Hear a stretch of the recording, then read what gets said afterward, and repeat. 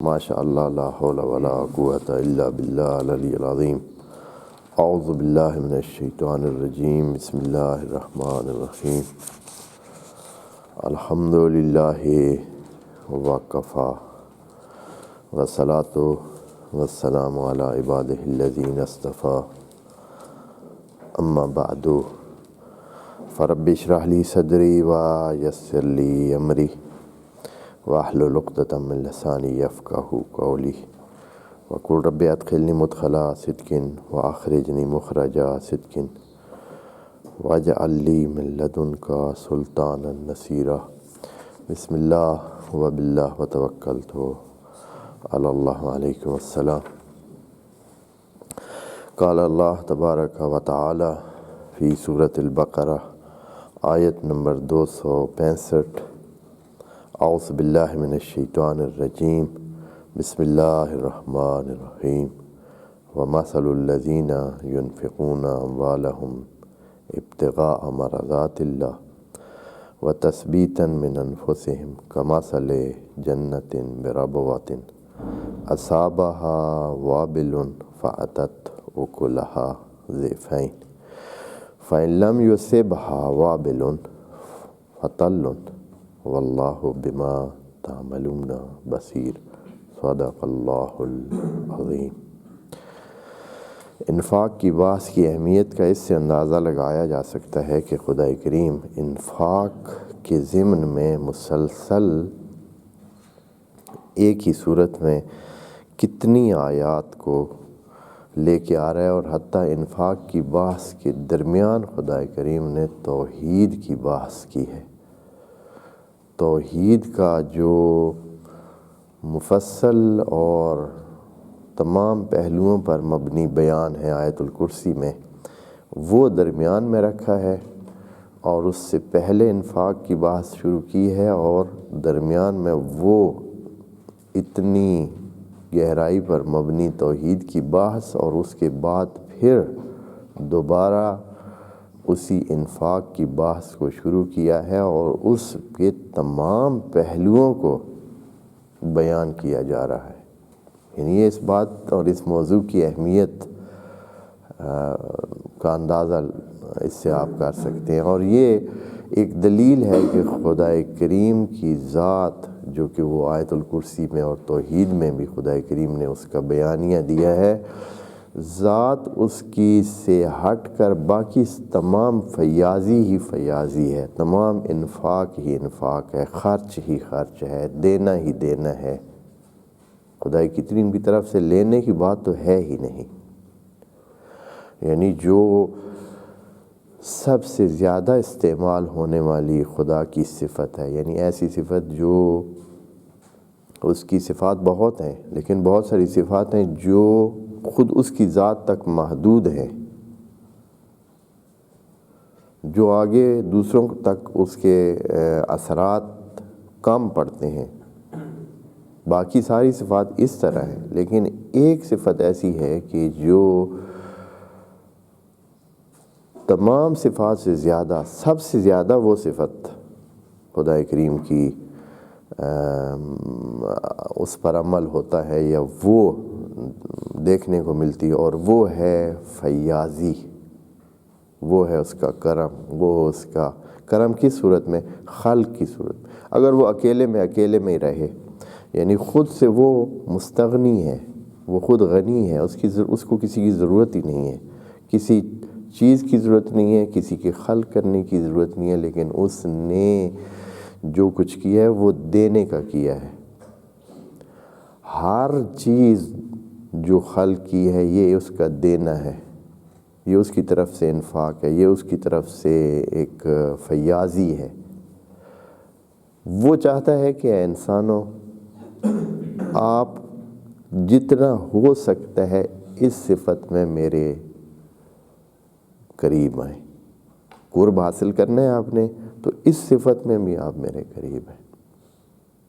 اس لیے اتنی زیادہ انفاق کی بات ہو رہی ہے، اور مختلف زاویے اس کے بیان کیے جا رہے ہیں۔ اب جو آج آیت ہم نے پڑھنی ہے، اس کا ایک مختلف زاویہ ہے۔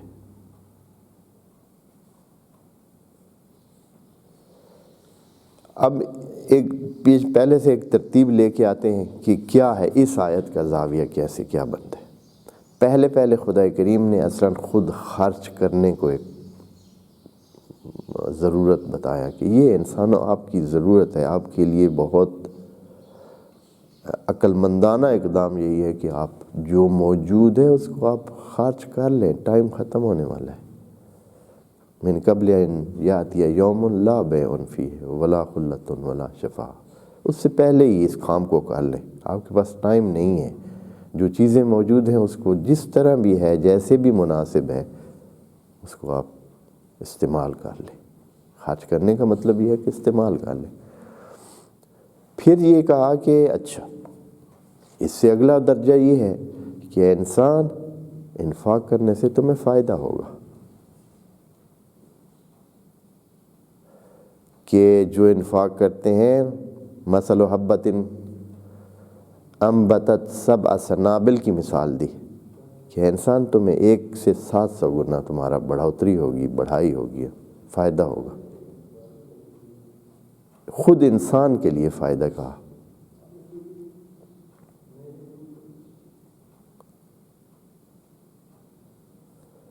اس سے جب آگے بڑھے تو تیسرے مرحلے میں دوسرے انسانوں کے فائدے کی بات کی کہ یہ کام صرف اپنے فائدے کے لیے مت کرو۔ پہلے تو یہ ہے کہ عقل مندانہ اقدام یہ ہے کہ آپ استعمال کر لیں، خرچ کریں، نہیں تو ضائع ہو رہا ہے، ضائع ہو جائے گا، آپ سے ہاتھ سے نکل جائے گا، پھر آپ اس کو کچھ بھی نہیں کر سکیں گے۔ دوسرے درجے میں اپنے فائدے کے لیے کرو۔ تیسرے درجے میں باقی انسانوں کے فائدے کے لیے کرو، جس میں اس طرح جب فی سبیل اللہ آپ خرچ کریں گے اور اس میں منت بھی نہیں ہوگی، عذاب بھی نہیں ہوگی، اس سے پتہ چلتا ہے کہ یہ دوسروں کے لیے بتا رہے ہیں، یعنی آپ خرچ کر رہے ہیں دوسروں پر، کیونکہ منت اور عذاب کی صورتحال تبھی پیدا ہو سکتی ہے جب آپ دوسروں پر خرچ کرتے ہیں۔ جب اپنے اوپر خرچ کرتے ہیں تو منت کیا ہے، پھر دوسروں کو اذیت کیا ہے۔ منت اور عزا کی جو صورتحال پیدا ہوتی ہے تب پیدا ہوتی ہے جب آپ دوسروں پر خرچ کرتے ہیں۔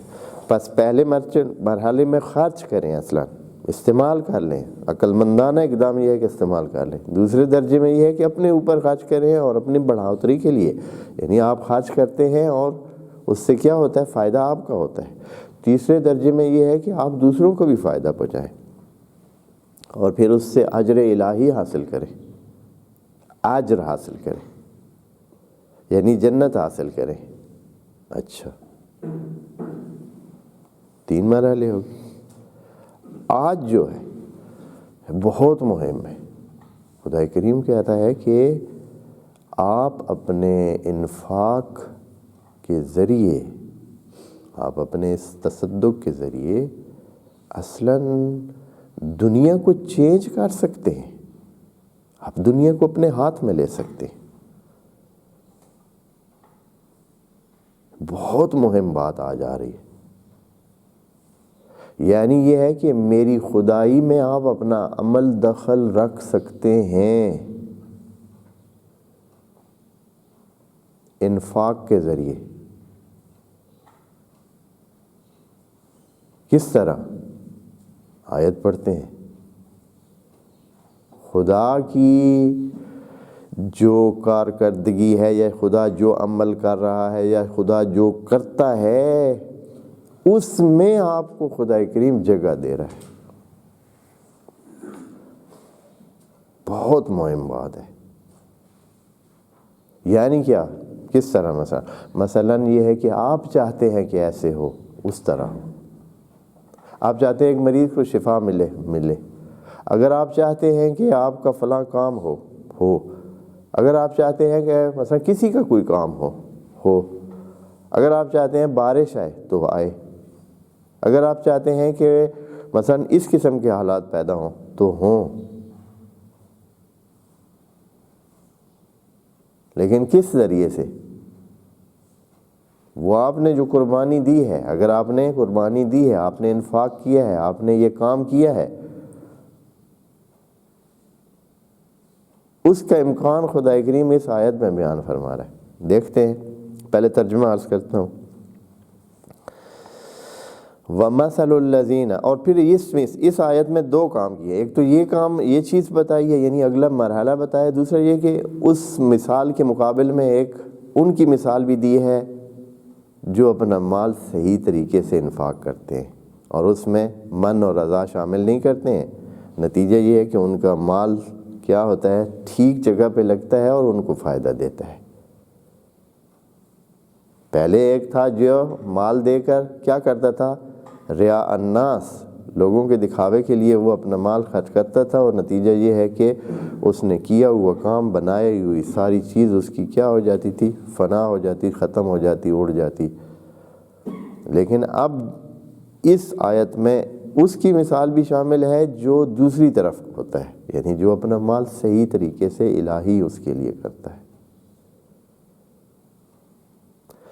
ترجمہ ایک سادہ ترجمہ عرض کرتا ہوں۔ وَمَثَلُ الَّذِينَ يُنْفِقُونَ أَمْوَالَهُمْ، اور وہ لوگ جو خرچ کرتے ہیں اپنے مال ابتغاء مرضات اللہ۔ ہم ابتغاء پہ بھی رکیں گے، پھر مرضات پہ بھی رکیں گے۔ اللہ کی مرضیاں حاصل کرنے کے لیے، توجہ رکھیں گے انشاءاللہ، یہ مرضی نہیں ہے، مرضات ہے۔ ہاں، وَتَثْبِيتًا مِّنْ أَنفُسِهِمْ، وَتَثْبِيتًا مِّنْ أَنفُسِهِمْ، اور اپنے آپ کو ثابت رکھنے کے لیے۔ تو ان کی مثال کیسے ہے، کَمَثَلِ جَنَّةٍ، وہاں اور بات تھی، یہاں اصلاً صرف سے بات ہی جنت کی ہے۔ کَمَثَلِ جَنَّةٍ بِرَبْوَةٍ أَصَابَهَا وَابِلٌ، ایک پوری جنت ہے، ایک پورا باغ ہے، ایک مٹی خالی نہیں ہے۔ آگے مثال پڑھیں گے، ایک جنت ہے، ایک باغ ہے کہ اس کو تیز بارش لگتی ہے۔ اب سادہ مٹی خالی نہیں پڑی ہے کہ ابھی وہ اس قابل ہو کہ ہوا یا پانی کی تیز جھونکوں سے وہ اڑ جائے، ختم ہو جائے، بہہ جائے۔ یہ باغ بنا ہوا ہے، باغ میں درخت ہیں، درخت جو ہے وہ خود اصلاً بارش کو متعادل کرنے کا ایک بہترین ذریعہ ہوتے ہیں۔ باغ لگا، اس میں بارش آتی ہے تو اس کا نتیجہ یہ کہ باغ پہلے سے باغ ہو جاتا ہے، یعنی پہلے سے بہت زیادہ سرسبز و شاداب اور بہتر ہو جاتا ہے۔ تو وہ پہلے سے دگنا ثمر دیتا ہے۔ فَآتَتْ أُكُلَهَا ضِعْفَيْنِ، وہ باغ دگنے ثمر دیتا ہے۔ فَإِن لَّمْ يُصِبْهَا وَابِلٌ فَتَلٌّ، اور اگر نہ بھی ہو تو تھوڑی بارش مثلاً ہو، اگر ہلکی بارش فرض کریں آئے تو بھی کیا ہے، فائدہ ہی ہوگا اس کے لیے، وہ بھی کافی ہے اس کے لیے۔ واللہ بما تعملون بصیر، اللہ ناظر ہے، اللہ آپ کے کام کو دیکھ کر اس کے مطابق آپ کا ریئیکشن اور اس کے مطابق رد عمل دے گا۔ اب آتے ہیں پہلے، وَمَثَلُ الَّذِينَ يُنْفِقُونَ أَمْوَالَهُمْ، جو انفاق کرتے ہیں اپنے اموال، کس کے لیے، ابتغاء کے لیے۔ ابتغاء باغائے سے ہے نا، باب افتعال ہے۔ باغج کا معنی آپ دوست جانتے ہیں کہ جب کوئی شے دوسری طرف حد سے زیادہ بڑھتی ہے تو وہ اس کنارے کو کراس کر کے پار چڑھ جاتی ہے، اگلی طرف چلی جاتی ہے، اس کو کہتے ہیں باغج، اپنی حد سے گزرنا۔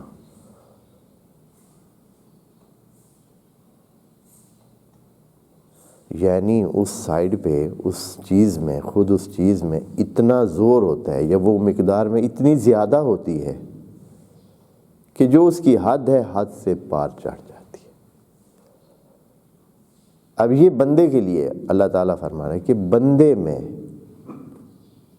یہ چاہت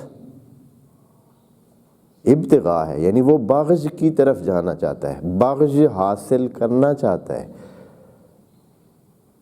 باغج کو پانا چاہتا ہے۔ باب افتعال ہے، باب افتعال کا مطلب یہ ہے کہ وہ جو چیز ہے، وہ جو فعل ہے، اس کو وہ بندہ اپنے اندر پانا چاہتا ہے، حاصل کرنا چاہتا ہے۔ پس بندہ باغج کو پانا چاہتا ہے، یعنی اس حد کو کراس کرنا چاہتا ہے۔ اس کا مطلب یہ ہے کہ اس کے اندر اتنی چاہت ہونی چاہیے، اتنا زور ہونا چاہیے کہ وہ اس حد کو کراس کر سکے۔ یہ عام بات نہیں ہے، یعنی اس کے اندر اتنی شدید قسم کی چاہت موجود ہے۔ کیا چاہت ہے؟ چاہت مرضات کی ہے۔ بس پہلے یہ سمجھ لیں کہ یہ ایسے نہیں ہے کہ بس ڈھل مڈلی کوئی جو ہے وہ اپنا وہ کرتا ہے، کام کرتا ہے۔ بس جب چاہت ہے تو چاہت کے لیے کام بھی بہت کرتا ہے بندہ۔ یہ نہیں ہو سکتا کہ کسی کے اندر چاہت ہے کسی کام کی لیکن اس کے لیے وہ آرام سے سو رہا ہے۔ اس کا مطلب ہے کہ چاہت ہے ہی نہیں۔ اگر کوئی سو رہا ہے، آرام کر رہا ہے اور اس کے لیے اقدام نہیں کر رہا ہے، محنت نہیں کر رہا ہے، زحمت نہیں کر رہا ہے، تو اس کا مطلب ہے کہ اس کے اندر وہ چیز ہے نہیں، وہ ایسے خام خواہ کہہ رہا ہے۔ اگر کوئی چاہتا ہے اور چاہت بھی وہ شدید ہے تو اس کے لیے تو حتیٰ وہ رسکیں لیتا ہے۔ کتنی رسکیں لیتا ہے؟ بس شدید چاہت، شدید کام، شدید محنت، شدید خرچ، زیادہ خرچ، بہت زیادہ خرچ کرتا ہے۔ چاہتا کیا ہے؟ مرضات اللہ۔ مرضات کیا ہے؟ مرضات یعنی جس پر اللہ راضی ہو نتیجے میں۔ راضیہ نہیں ہے، مرضات ہے۔ اللہ کی رضائیں نہیں چاہیے، اللہ کی مرضات چاہیے۔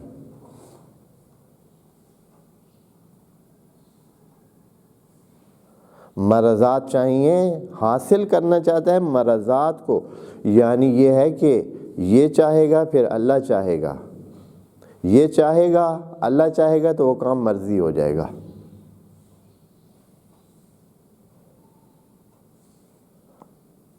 مرضی مفعل کے وزن پہ ہے اور اس کا مطلب یہ ہے کہ جس پر رضا ہو چکی ہے، یعنی جو اوکے ہو چکا ہے خدا کی طرف سے، جس پر رضا آ چکی ہے وہ چیز، یعنی یہ ہے کہ وہ عمل، مثلا کسی کو شفا پانی ہے، کسی کی اچھائی چاہتا ہے بندہ، یہ بندہ چاہ رہا ہے، اللہ کی رضا اس کے پر آ گئی ہے، وہ کام مرضی ہو گیا۔ یہ چیز بندہ یہ حاصل کرنا چاہتا ہے، یعنی اوکے شدہ کام،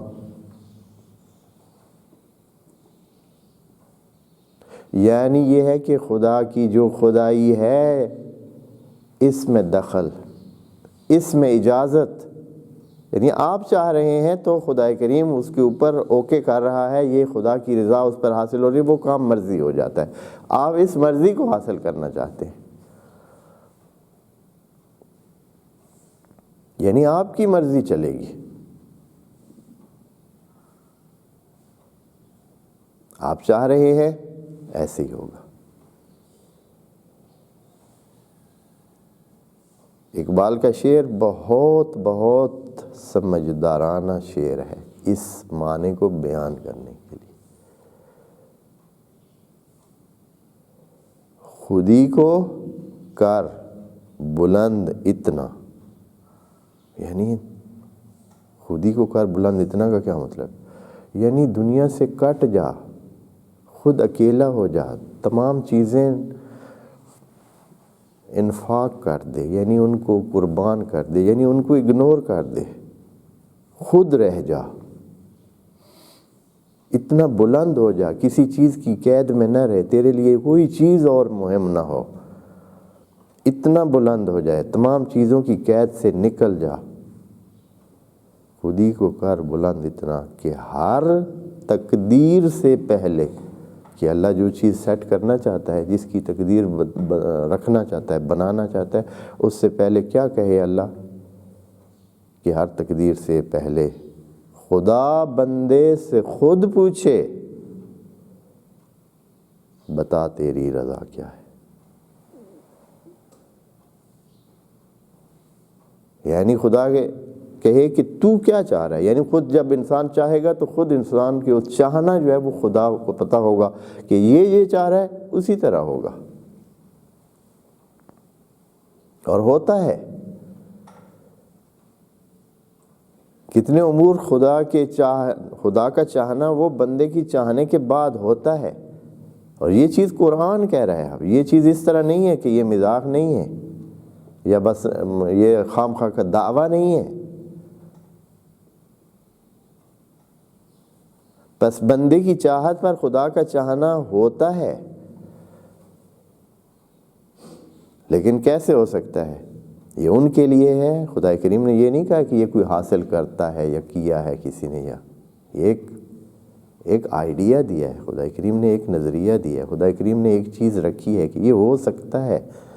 مثل الذین ينفقون اموالهم ابتغاء مرضات اللہ، جو اس لیول کی چاہت رکھتے ہیں، ابتغاء چاہیے، خدا کریم نے یہ پہلے ہی بتا دیا کہ اس کے لیے صرف ایسے کہ کوئی بس بھائی دل اس کا چاہے، یعنی یاہوی نہیں کہا کہ اس کے دل میں خواہش ہے، یا یرجو نہیں کہا کہ اس کی رجا ہے، وہ ویسے امید رکھتا ہے، یریدو نہیں کہا کہ بس صرف ارادہ رکھتا ہے، نہیں، وہ ابتغاء کرتا ہے، یعنی اس کے لیے وہ اپنے اندر اس کے ٹھانٹھے مارتا ہوا وہ چاہت کا ایک دریا ہے، سمندر ہے، جو بہنا چاہتا ہے، جو کراس کرنا چاہتا ہے، جو اس چیز کو پہنچنا چاہتا ہے۔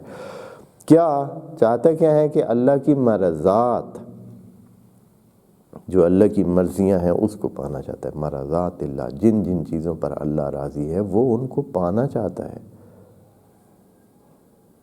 یعنی اپنی مرضی کے ساتھ اللہ کی مرضی کو ملانا چاہتا ہے، تو بس اس کی مرضی چلے گی۔ مرضات اللہ بہت بڑا درجہ ہے، بہت بڑا درجہ۔ وَتَثْبِيتًا مِّنْ أَنفُسِهِمْ، آئیے بات سمجھ، رضا میں ایک اور اس کی مزید وضاحت کے لیے بھی عرض کر دوں۔ رضا وہاں استعمال ہوتا ہے، یہ تک کہ آپ کو سمجھ آ جائے کہ بات جو رضا کی وہ کیسے ہوتی ہے۔ رضا ہمیشہ ہوتے ہی دو چیزوں کی جگہ پر ہے، یعنی جہاں دو عامل چاہیے، ایک عامل کام کرتا ہو، دوسرا اس پر راضی ہو، ایک کوئی چیز واقع ہو، دوسرا اس پر راضی ہو۔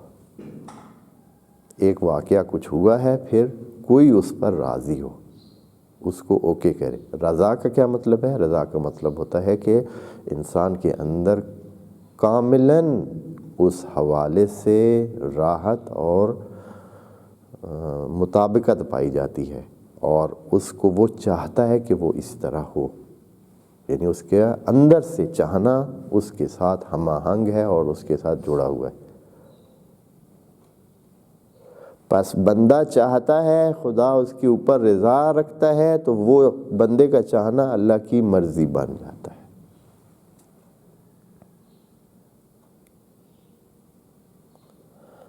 ابتغاء مرضات اللہ، اللہ کی مرضیاں حاصل کرنا چاہتا ہے، پانا چاہتا ہے، ان تک پہنچنا چاہتا ہے۔ اور کیا؟ وَتَثْبِيتًا مِّنْ أَنفُسِهِمْ، صرف اتنا نہیں کہ یہ کام بس اللہ کی مرضیاں پانے کا ہے، وَتَثْبِيتًا مِّنْ أَنفُسِهِمْ، خود انسان وہ خود بھی بہت کچھ بن جائے گا۔ یعنی اس سے خدا کریم یہ کہنا چاہتا ہے کہ جیسے اس نے ایک اور آیت میں کہا ہے کہ اقرا ورفع، یعنی تو پڑھتا جا اور بڑھتا جا۔ وَتَثْبِيتًا مِّنْ أَنفُسِهِمْ، اور یہ کام جو ہے کیسے ہوگا؟ جیسے جیسے وہ اپنے انفاق میں بڑھتا جائے گا، اسی طرح وہ اپنی مرضیات الہی کو حاصل کرنے میں بڑھتا جائے گا۔ نتیجہ یہ ہے کہ وَتَثْبِيتًا مِّنْ أَنفُسِهِمْ، وہ خود اس کا مقام بھی ایمان میں، خدا کے ساتھ تقرب میں، وہ بھی ثابت بھی ہوتا جائے گا، مستحکم ہوتا جائے گا، اور اس میں پھر کسی قسم کی خلا یا اس میں کسی قسم کا شک اور تردید اور شیطان کے وسوسے اور شیطان کی طرف سے اس کو دھکا دینا اور شیطان کا اس کو راستے سے ہٹانے کا عمل کمزور ہو جائے گا۔ جیسے کہ دعا میں خدا کریم نے مومنین کی طرف سے دعا میں کہا ہے وَثَبِّتْ أَقْدَامَنَا، وہ صرف ایک پہلو ہے کہ جب ہم کسی مقابلے میں ہوں تو ہم ڈٹ کر وہاں ہمارے قدم ہلے نہیں،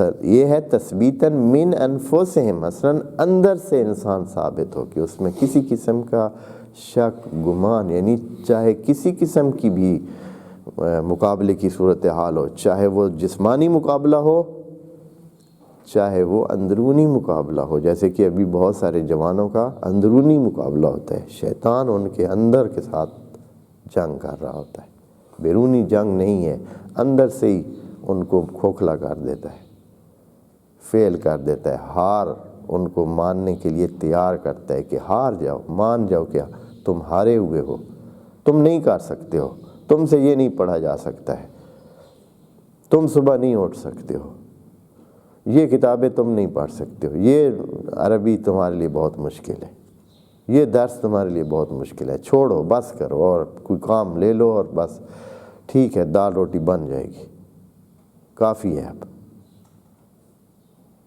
بار بار اس کو یہ یعنی اس کو ٹکنے نہیں دیتا ہے، اس کو ثابت قدم نہیں رہنے دیتا۔ لیکن جو بندہ انفاق کرتا ہے وہ شیطان کے سر پہ ایسے کہ ہتھوڑا مارتا ہے،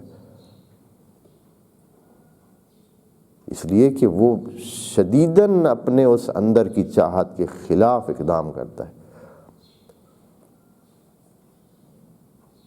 اس لیے کہ اس کو بالکل کسی طرح اندر اجازت نہیں دے رہا ہوتا ہے کہ وہ یہ کام کرے، وہ خرچ کرے، پیسے اس کے لگ جائیں یا اموال اس کے ہاتھ سے چلے جائیں، اس کو ایسے لگتا ہے کہ جیسے وہ آسمان سے گر جائے گا اور اس کے پاؤں کے نیچے کچھ نہیں ہوگا، اس کا سہارا اس کے ہاتھ سے چھن جائے گا، وہ بے سہارا ہو جائے گا، یعنی اس کو اتنے شدید قسم کے تردیدات اس کے ذہن میں آتے ہیں، خطرات اس کے ذہن میں شیطان ڈالتا ہے کہ تمہیں یہ ہو جائے گا، وہ ہو جائے گا، ضرورت پڑی تو کیا کرو گے، کس سے لوگے، کہاں سے لوگے، محتاج ہو جاؤ گے، دوسروں کے دست نگر ہو جاؤ گے، فقیر ہو جاؤ گے، یعدکم الفقر، یہ قرآن کی آیت کا حصہ ہے کہ الشیطان یعدکم الفقر، شیطان آپ کو فقیر ہونے کا وہ دیتا ہے وعدہ کہ آپ فقیر ہونے والے ہیں، نہ کریں خرچ۔ تو جب یہ آدمی اتنا بڑا اقدام کرتا ہے اور اپنے اس چاہت کے خلاف اقدام کرتا ہے تو خدا اس کو شیر بنا دیتا ہے، پھر وہ بہت بڑے کاموں کے لیے تیار ہوتا ہے، وہ ثابت قدم ہو جاتا ہے، وَتَثْبِيتًا مِّنْ أَنفُسِهِمْ، خدا کریم اس کی خود گواہی دے رہا ہے کہ یہ انفاق کا عمل تثبیتاً من انفسہم کا کام بھی کرتا ہے، ایسے چھوٹا کام نہیں ہے، اور جو یہ کرتے تھے، جنہوں نے کیا ہے انہوں نے بہت کچھ حاصل کیا ہے، واقعاً انہوں نے وہ چیز پائی ہے، مرضات الہی پائی ہیں پہلے درجے پر، پھر تثبیتاً من انفسہم پایا ہے، وہ ثابت قدم بھی رہے ہیں اور اس طرح کے خدا کے ساتھ جڑے رہے ہیں، اور خدا کریم نے ان کو اپنے پناہ میں رکھا ہے۔ مسئلہ یہی ہوتا ہے کہ ہم کر نہیں سکتے، یعنی پہلے درجے پہ ہی ہم ہار جاتے ہیں، شیطان ہم پہ غالب آ جاتا ہے۔ مثال تو ہم شاید کل ہی پڑھ سکیں گے اگلے سیشن میں، لیکن یہ ہے کہ ایک دفعہ پھر میں آپ دوستوں کے سامنے ترجمہ رکھ دیتا ہوں۔ وَمَثَلُ الَّذِينَ، مثال آ رہی ہے، خدا کریم مثال کے ضمن میں بہت بڑی بات، اور یہ ہماری ایک کمزوری ہے کہ ہم نے خدا کریم کی طرف سے دیے ہوئے بہت کھلے میدانوں کو نظر انداز کیا ہوا ہے، ہم اس طرف جاتے نہیں ہیں، ہم وہ چیز حاصل کرنا ہی نہیں چاہتے۔ اور یہ چیز میں آپ کو اس کی ایک مثال دوسری آیت میں بھی اس کا جو آپ شاید سن چکے ہیں اور سنتے رہتے ہیں، اس میں ہے کہ وَمِنَ النَّاسِ مَن يَشْرِي نَفْسَهُ یشری سودا کرتا ہے، یشری نفسہ، نفس بھی ان چیزوں میں سے ہے جو کہ خدا کریم نے رزق دیا ہوا ہے انسان کو، وہ اس نفس کا سودا کرتا ہے، یعنی اصلاً وہ اتنا زیادہ وہ کرتا ہے کہ خود نفس تک کو بیچنے، یعنی خود کو بیچ رہا ہے، خود کو بیچ رہا ہے، نفسہ، اصلا مال تو بات کی بات ہے، مال تو اس سے کم درجے کی بات ہے، اس نے اپنے آپ کو بیچنے کا بھی، خدا کریم کی مرضات حاصل کرنے کے لیے اپنے آپ کو بیچنے کے لیے بھی وہ تیار ہو گیا۔ وَمِنَ النَّاسِ مَن يَشْرِي نَفْسَهُ ابْتِغَاءَ مَرْضَاتِ اللَّهِ۔ خدا کریم نے خود اس کا ساتھ سودا کر لیا ہے، یشری نفس ابتغاء مرضات اللہ، اللہ نے اس پہ اوکے کیا ہوا ہے کہ وہ بیچتا ہے من الناس، من ایک بندہ ہے، یا مثلا اس طرح کے بندے کم ہیں، یشری نفس ابتغاء مرضات اللہ، واللہ کیا ہے آیت دوستوں کو یاد ہے گا؟ ہاں، اللہ رؤوف بالعباد۔ کوئی پوچھے کہ اے اللہ تو اپنی مرضیاں بھی کسی کو ایسے دے سکتا ہے؟ یہ اللہ تیری مرضی کسی بندے کے ہاتھ میں آ جائے تو خدا کریم جواب دیتا ہے واللہ رؤوف بالعباد۔ یہ اس کی رافت ہے، کوئی مسئلہ نہیں ہے۔ اگر کوئی کرنا چاہتا ہے، کوئی ایسے کرے، اللہ کی طرف سے تو یہ رافت موجود ہے کہ وہ اس کی مرضی کے مطابق چلے گا۔ آیت کی جو یہ ہے کمثل سے انشاءاللہ ہم کل اگلے سیشن میں عرض کریں گے۔ والسلام علیکم ورحمۃ اللہ وبرکاتہ۔